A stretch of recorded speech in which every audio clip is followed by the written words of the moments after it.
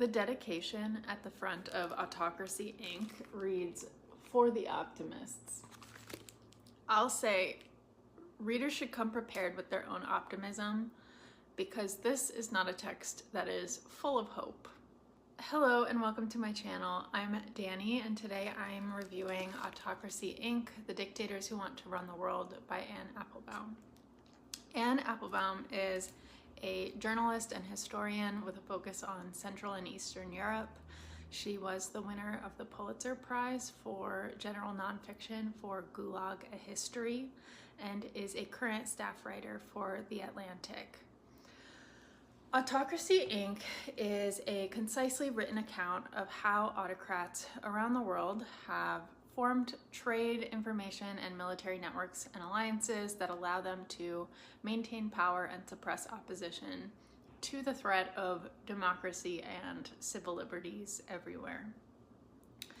This is a book that I picked up because it was nominated for the Women's Prize for Nonfiction, and when I feel overwhelmed and helpless about politics, being more informed helps me fight that feeling of overwhelm and helplessness. Being able to identify and name political behaviors and trends makes me feel calmer, and it makes me feel more ready to mobilize. I don't consider myself particularly knowledgeable or particularly uninformed about global politics. I'm just a college-educated gal with an 8-to-5 cog in the machine job that prevents me from being as politically active and politically informed as I want to be. And I would recommend this book to someone like me who's interested in modern international relations. That said, this book did not necessarily make me feel calmer, but I did find it informative and a vivid analysis of this autocratic network that spans regimes and ideologies from the obvious powerhouses of Russia and China to Iran, Venezuela, Belarus, and beyond. This is a really concise book. It's pretty short, and that's one of its strengths, but I would say this is on the dry end of the nonfiction spectrum. The writing style is pretty spare, and the primary emotion that it evokes is horror, though the last chapter of the book does provide a small measure of hope and a listing of potential remedies. The writing itself, this is a series of essays with interconnected theses that develop on one another. For example, in the first chapter, Applebaum discusses how after the Cold War, everyone assumed that in a more open, interconnected world, democracy and liberal ideas would spread to the autocratic states. Nobody imagined that autocracy and illiberalism would spread to the democratic world instead. From there, Applebaum goes on to dissect how globalization of trade and finance, coupled with the indifference and lassitude of democratic countries, has empowered autocracies by making it easier to embezzle and misappropriate funds.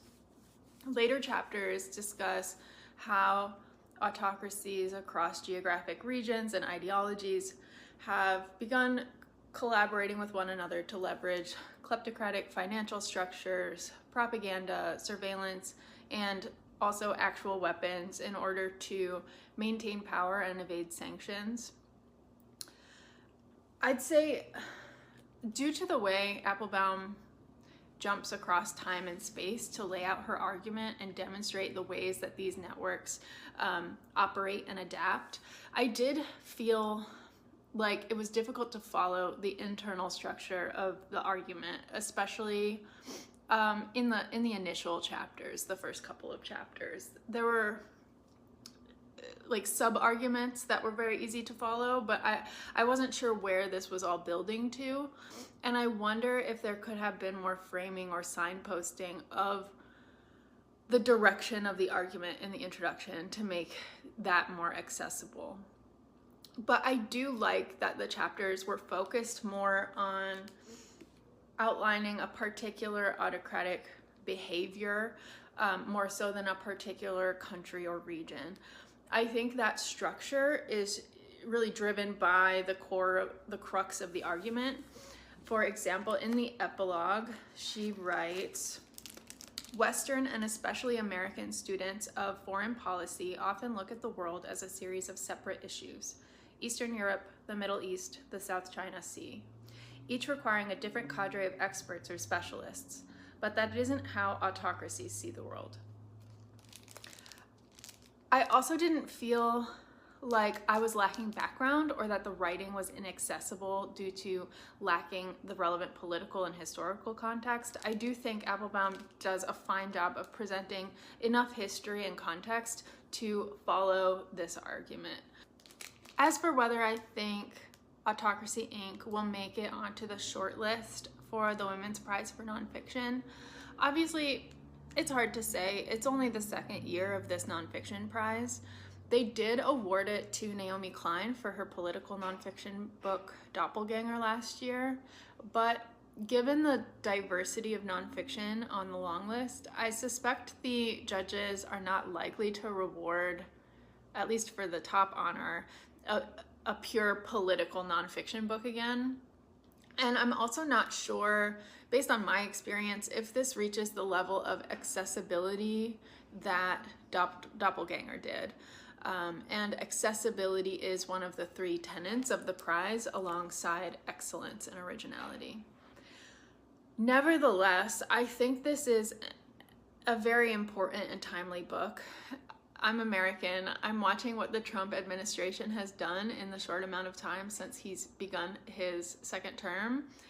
I'm witnessing the gutting of the civil service, the collapse of US-Ukraine relations, and this book has already helped me understand the goals and actions of this administration. I would encourage people who are on the fence about reading this book to read some of Applebaum's recent articles in The Atlantic.